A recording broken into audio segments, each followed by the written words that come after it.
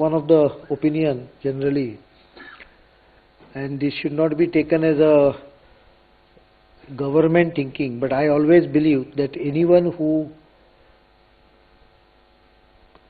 harms you, he understands the same language.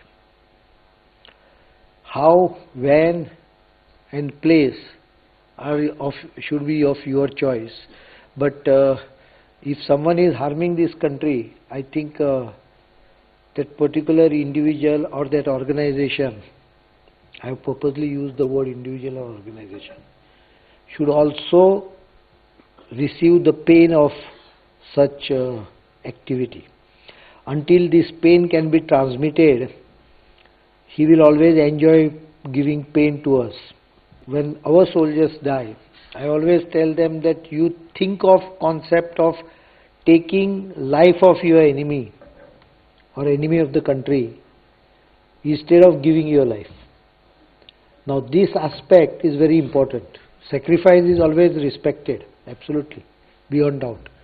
But I think what nation needs is neutralize your enemy, and that is what should be the target.